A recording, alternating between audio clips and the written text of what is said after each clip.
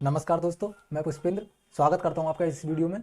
हम एनसीईआरटी कक्षा 10 के विज्ञान का दूसरा चैप्टर पढ़ रहे हैं जिसका नाम है अम्ल, क्षार एवं लवण। हमने पिछली वीडियो में अम्ल और क्षार के रासायनिक गुणों के बारे में पढ़ा कि अम्ल अगर धातुओं के साथ अपक्रिया करता है तो क्या होता है। हमने कुछ मोस्ट इंपोर्टेंट एग्जाम्पल भी देखे। आज हम आपके एनसीईआरटी क्वेश्चंस हैं जो पेज नंबर 24 पर दिए हुए हैं, आपकी बुक में पेज नंबर 24 पर दिए हुए हैं। 3 क्वेश्चंस दिए हुए हैं। आज की वीडियो में हम उन्हें कवर करेंगे, देखेंगे।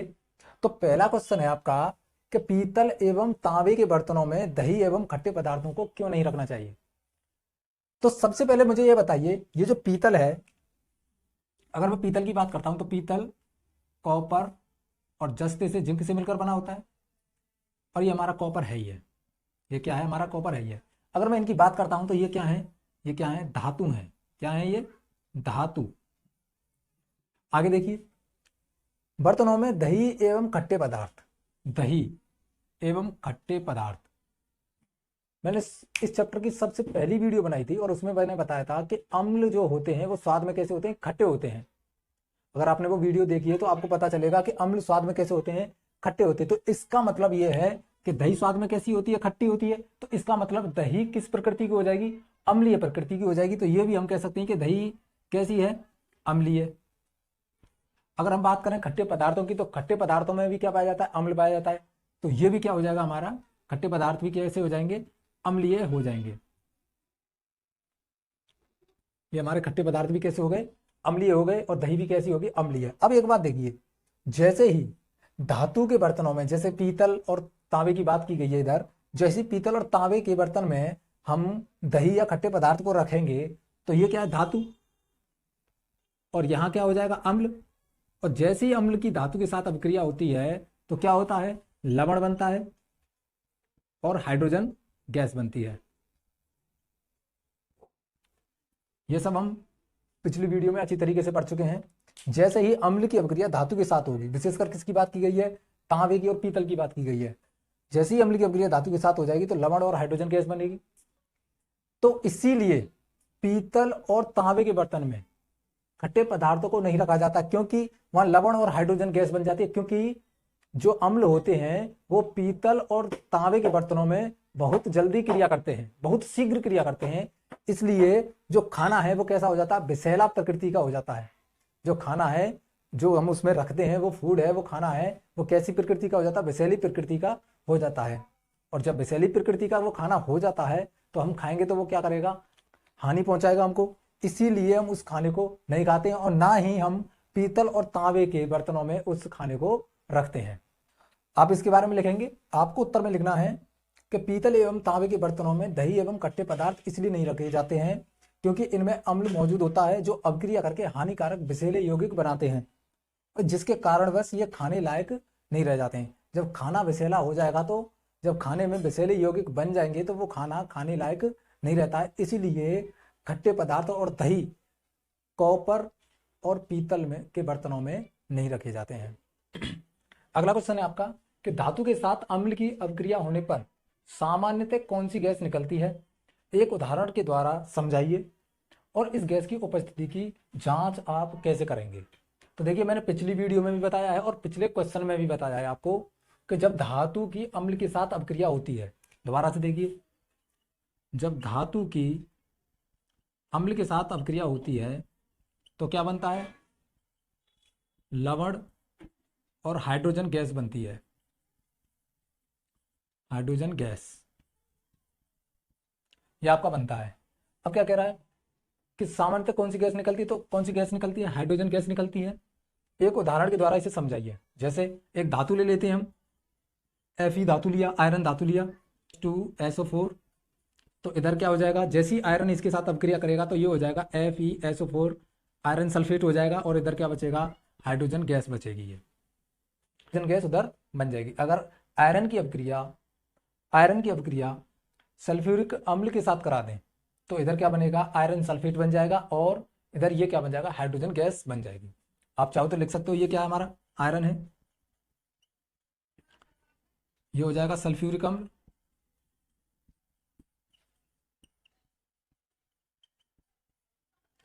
और ये हमारा हो जाएगा आयरन सल्फेट। ये हो जाएगा हाइड्रोजन गैस।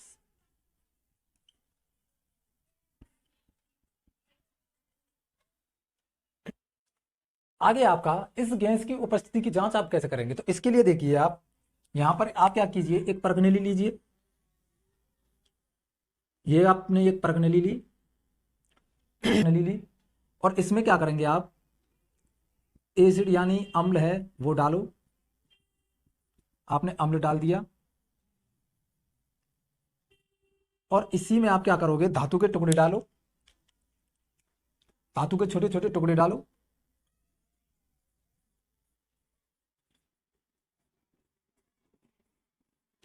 तो अम्ल के अंदर जैसे ही धातु के टुकड़े जाएंगे तो ये क्या करेगा, रिएक्शन करने लगेगा, अपक्रिया होने लगेगी। यहां एक परखनली है, ये कांच की परखनली है।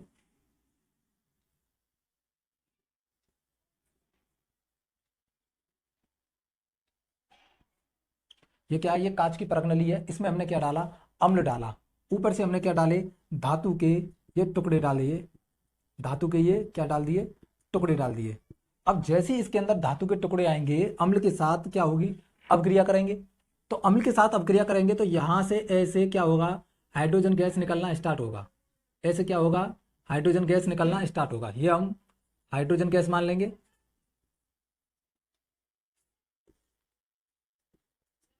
तो क्या होगा, देखिए दोबारा से देखिए एक कांच की परखनली ली, उसमें हमने क्या डाला, अम्ल डाल दिया। और अम्ल में हमने क्या किया, धातु के टुकड़े डाले। धातु के टुकड़े उस अम्ल के साथ आ जाएंगे तो वो क्या करेंगे, अपक्रिया करेंगे। और अपक्रिया करेंगे तो हम जानते हैं कि हाइड्रोजन गैस निकलेगी। तो धीरे धीरे क्या है, हाइड्रोजन गैस निकलना स्टार्ट होगी। हमें जांच करनी है कि इसके अंदर से हाइड्रोजन गैस ही निकल रही है। तो हम क्या करेंगे, आप यहां पर एक तीली लीजिए। आप यहां पर क्या करेंगे, एक माचिस की तीली लीजिए। ये हो जाएगी माचिस की तीली।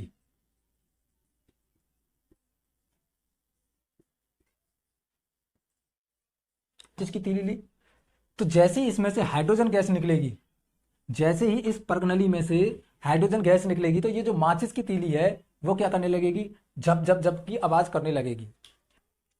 उत्तर में आपको ऐसे लिखना है। तो आप इस तरीके से लिख सकते हैं कि जलती हुई माचिस की तीली परगनली के मुंह के पास ले जाने पर फटफट की आवाज के साथ जलने लगती है और यह दर्शाता है कि हाइड्रोजन गैस बनी है।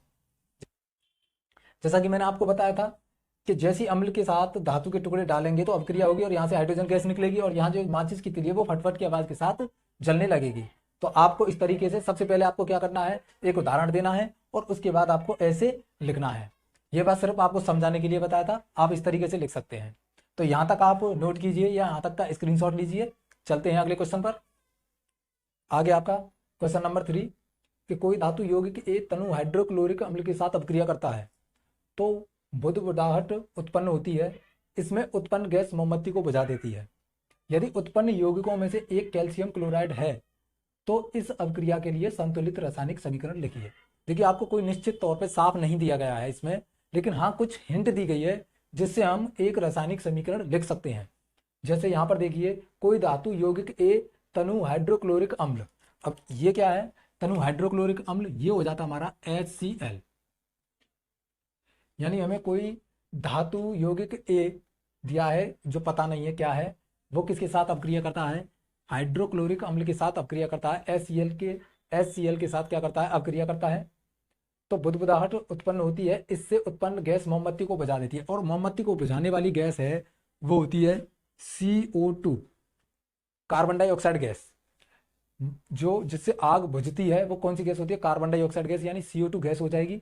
यदि उत्पन्न यौगिकों में से एक कैल्शियम क्लोराइड है, आप यहां देख सकते हो एक क्या है, कैल्शियम क्लोराइड है यानी CaCl2 है, कैल्शियम क्लोराइड है। तो इस अपक्रिया के लिए संतुलित रासायनिक समीकरण लिखिए।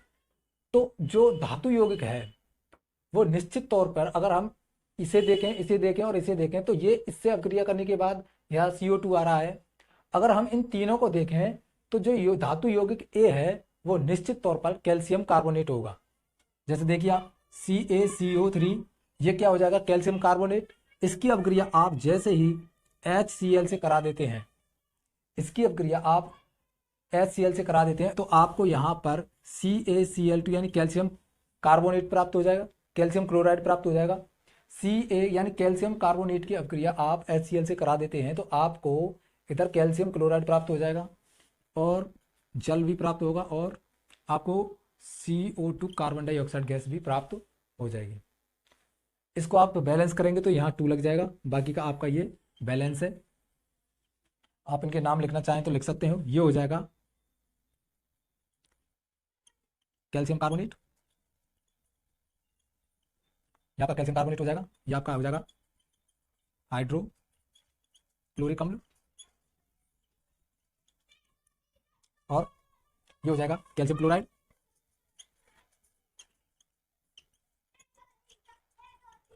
और आपका हो जाएगा कार्बन डाइऑक्साइड।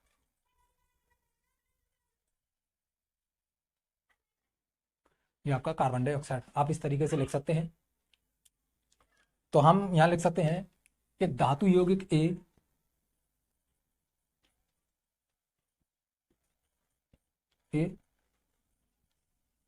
CaCO3 यानी कैल्शियम कार्बोनेट होगा। आप इस तरीके से लिख सकते हैं। या आप यहां तक नोट कीजिए या स्क्रीनशॉट लीजिए।